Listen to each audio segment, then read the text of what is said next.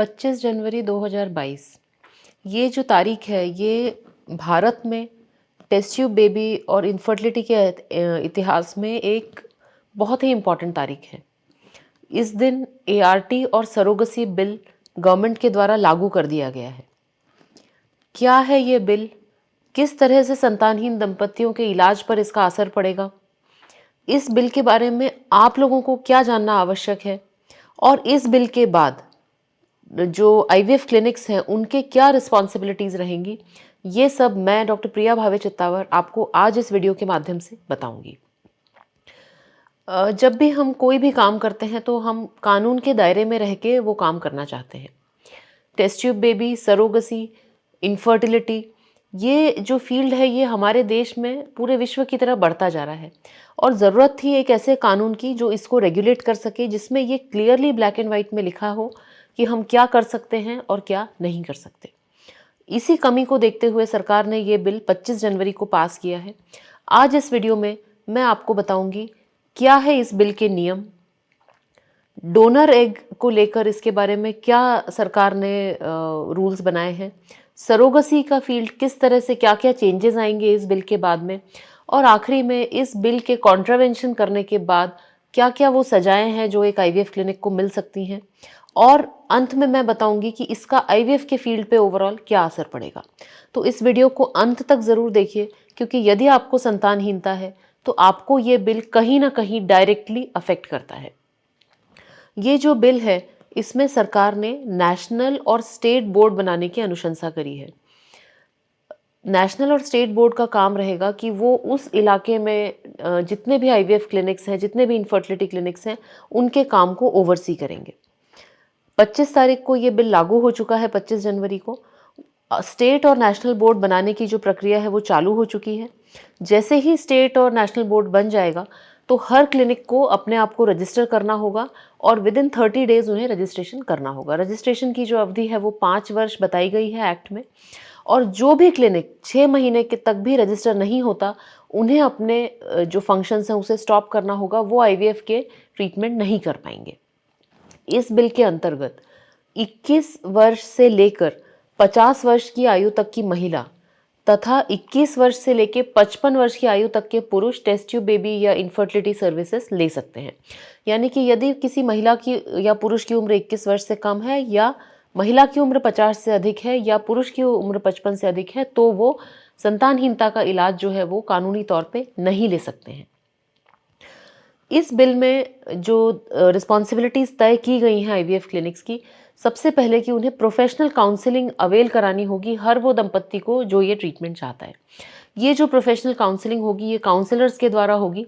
इसमें हर ट्रीटमेंट के फ़ायदे, नुकसान, साइड इफ़ेक्ट्स, सक्सेस रेट, इसके बारे में ट्रांसपेरेंटली जानकारी दी जाएगी।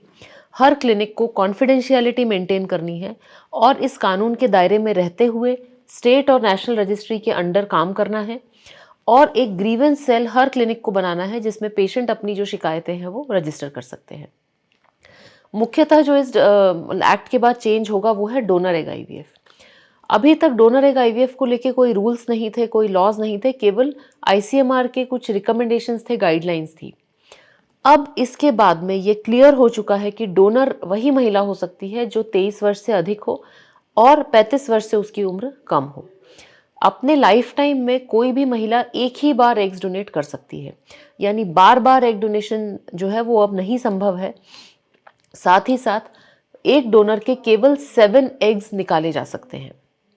वो एग्स केवल एक ही महिला के लिए फ्रीज किए जा सकते हैं। फ्रोजन एग्स दूसरे किसी कपल के लिए यूज अप नहीं किए जा सकते। साथ ही साथ जो सबसे बड़ा चेंज आया है कि अब डोनेशन जो है वो केवल अल्ट्रुइस्टिक रहेगा। अल्ट्रुइस्टिक का अर्थ है कि एग डोनर अपने एग्स डोनेट करने के एवज में कोई भी फीस या पैसे अब नहीं ले सकता है। जाहिर सी बात है कि इसके बाद एग डोनेशन के फील्ड में बहुत से चेंजेस आएंगे। हो सकता है कि अब एग डोनर्स की भी कमी हो जाए, क्योंकि इसमें अब कोई फाइनेंशियल इंसेंटिव उन्हें देना संभव नहीं है। साथ ही साथ एक डोनर के केवल 7 एग्स ही हार्वेस्ट किए जा सकते हैं, उससे ज़्यादा नहीं किए जा सकते।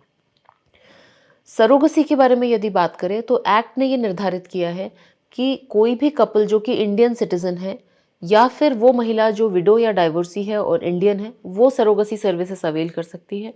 सर्विसेज पूरी तरह से अल्ट्रुइस्टिक होंगी, यानी सरोगेट मदर को आप किसी भी तरह का फाइनेंशियल कुछ इंसेंटिव नहीं दे सकते।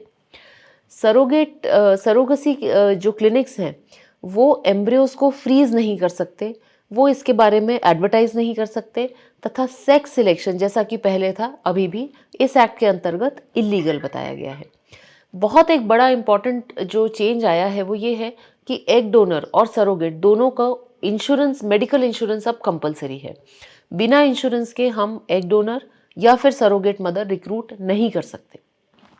देखा जाए तो ये एक बहुत ही वेलकम कदम है, क्योंकि जो भी महिला किसी दूसरे कपल के बेनिफिट के लिए एग्स डोनेट करती है या सरोगेट बनती है, तो उसकी हेल्थ की एक तरह से पूरी रिस्पॉन्सिबिलिटी हम लेते हैं यदि वो इंश्योर्ड है तो मेरे हिसाब से ये इस एक्ट की बहुत अच्छी बात है, जिसमें उन्होंने एग डोनर तथा सरोगेट के जो राइट्स और मेडिकल इश्यूज़ है उनको उन्होंने रिकॉग्नाइज़ किया है।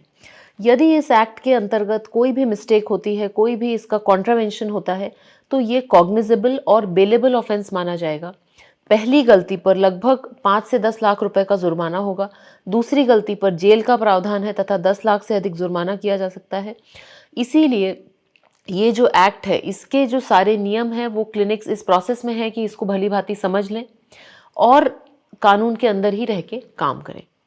अंत में मुझे जो लगता है कि इस एक्ट के आने के बाद एग डोनर्स या एग डोनर साइकिल्स जो हैं उनमें कुछ समय के लिए कमी आएगी, क्योंकि एग डोनेशन को लेके अभी तक समाज में जागरूकता नहीं है। जैसे हम ब्लड डोनेशन को एक अच्छा कार्य मानते हैं, समाज भी इसमें आगे आके मदद करता है, वैसे ही एग डोनेशन के बारे में जानकारी भी कम है, जागरूकता भी कम है, तथा महिलाओं का ऐसे काम के लिए बाहर निकलना भी बहुत ही कम है। मुझे ऐसा लगता है कि इस एक्ट के बाद हमें जनमानस में एग डोनेशन के बारे में ज़्यादा से ज़्यादा जागरूकता लानी होगी।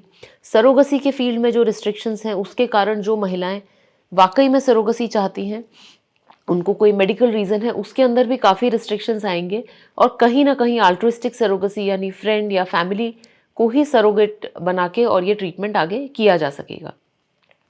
आने वाले समय में इस एक्ट में क्या चेंजेस होते हैं, इससे किस तरह से हमारी प्रैक्टिस चेंज होती है, ये तो हमें आने वाला समय ही बताएगा।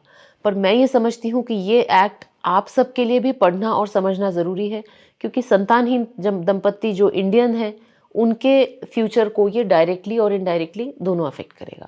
आशा करती हूँ कि ये जानकारी आपके लिए उपयोगी सिद्ध होगी। इस वीडियो को अधिक से अधिक शेयर करिए, जिससे ज़्यादा से ज़्यादा लोगों तक ये जानकारी पहुँच सके। धन्यवाद।